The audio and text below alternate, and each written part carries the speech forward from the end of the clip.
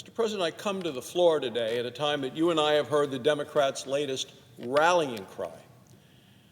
Astonishingly, the rallying cry is defund the police.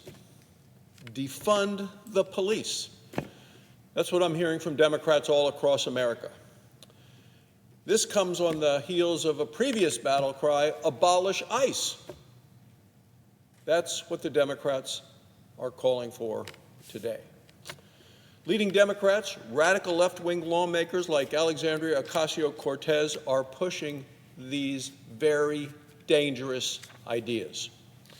Let me say it again. Liberal Democrats all across the country are asking all of us to defund law enforcement in America. Now, Mr. President, if we did that, crime would go through the roof. School safety would cease to exist. The most vulnerable in our society would have no one to turn to or call in case of an emergency. Yet, Democratic mayors across the country seem to be on board.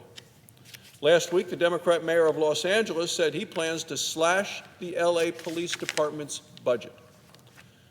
New York City Mayor de Blasio has vowed to cut funding for the New York Police Department. The Minneapolis City Council announced Sunday that it would vote to disband the city's police department and said they had a veto-proof majority. House Democrats have now just released a new bill that supposedly seeks police reform. This is from a party that just last month pushed $1 trillion, actually the total bill was $3 trillion, with a heroes fund to support the police. Well, now funding for police has purposely been left out of the bill.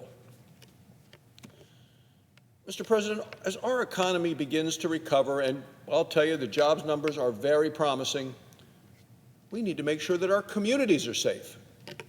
This starts at the local level, with governors and mayors in cities like Minneapolis and New York and Los Angeles. Last week, the Wall Street Journal had an editorial that was titled, "Liberal Cities, Radical Mayhem.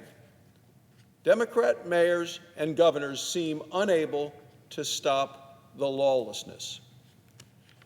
It included a warning. It said, this isn't merely about damage to property. It's about destroying the order required for city life. They went on to say non-criminals are afraid to go into these cities in order to make a living. Now you see New York Governor Cuomo blaming Mayor de Blasio, as well as the New York Police Department, for failing to stop the violence in New York City. The Manhattan Institute says that the riots likely cost New York businesses tens of millions of dollars last week alone. This is in damages. Nationwide, at least 12 people have been killed in the riots last week, including police officers. The rioters have committed many acts of violence against police officers as well as against innocent bystanders. In New York City alone, 292 officers have been injured last week. One New York police officer was stabbed in the neck. 2 others were shot last Wednesday night in Brooklyn. In Los Angeles, 27 officers were injured during just one night of rioting. One officer suffered a fractured skull, another a broken knee. Now, on Thursday, Attorney General Bill Barr gave a briefing on the administration's efforts to end the violence. The Attorney General also said that President Trump has directed him to spare no effort in seeking justice in the George Floyd case. The state has filed criminal charges against the 4 officers, and federal authorities are investigating civil rights violations. The Attorney General is claiming and now has said that there is now clear evidence that extremist groups like Antifa were exciting the riots. The lawlessness, he said, must and will stop. Mr. President, our free society depends on the rule of law, and the Attorney General has said that the rule of law will prevail. We need to continue to focus on social, economic, educational, and police reforms. Still, no sensible reform involves defunding the police.